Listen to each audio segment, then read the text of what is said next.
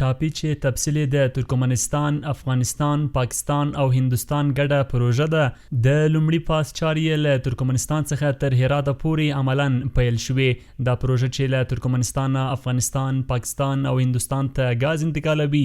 د دې پروژې د پرانیستي مراسم د اسلامي امارت د یو شمېر لوړپوړو چارواکو په ګډون ترسره شول. د اسلامي امارت ویاند ذبیح الله مجاهد د دغې پروژې په اړه وایي. ټاپي پروژه د افغانستان د خلکو لپاره او داسې د سیمې د رفاه او اقتصادي ودې لپاره یو اساسي پروژه وه، او اوس موږ تاسې هغه مرحلې ته ورسېدو چې دا پیل سو عملا، او انشاءالله له نن نه وروسته به د ټاپي پروژې عملي چارې د افغانستان په خاوره کې پیل کیږي.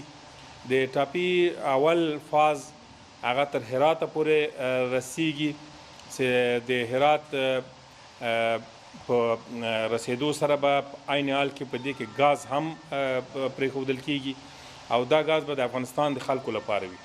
ذبیح الله مجاهد دغه راز زیاتوي دا پروژه به له تورغونډۍ بیا تر بولدګه پورې د سیمې په زرغونولو، د صنعت او مخابراتي سکتور د ودې، د ټکنالوژۍ په برخه کې اسانتیا او ګڼو نورو برخو کې به د هیوادوالو لپاره ګټوره وي. په افغانستان کې د ټاپي پروژې ترڅنګ د ټاپ نوري فایبر وسپنې پټلۍ پروژې هم پرانیستل شوي، او ورسره د ټاپي پروژې اړوند نورالجهاد سب سټیشن ګټې اخیستنې ته وسپارل شو. دا پروژه ځان سره نوري برخې هم لري. تنها ټاپي خو د غازو هغه لوی پایپ لاین داسې تېرېږي، په څنګ کې د فایبر نوري لاین تېرېږي چې هغه هم په دغه پروژه کې برخه ده او ونډه لري. او د فایبر د رسېدو سره به افغانستان د نړیوال انټرنیټي جال سره وصل کیږي. په مخابراتي برخه کې به ډېر سهولتونه ایجادېږي، د ټکنالوژۍ په برخه کې به ډېر سهولت ایجادېږي افغانانو ته. د انټرنیټ کیفیت به ورسره لوړېږي او ډېر به ارزانه وي دا انټرنیټ.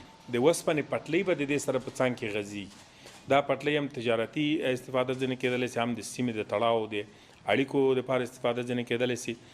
د یادونې وړ ده چې د ټاپي پروژې له بشپړېدو وروسته به افغانستان په کلني ډول له دې پروژې شاوخوا $450 میلیون ترانزیټي فیس ترلاسه کوي.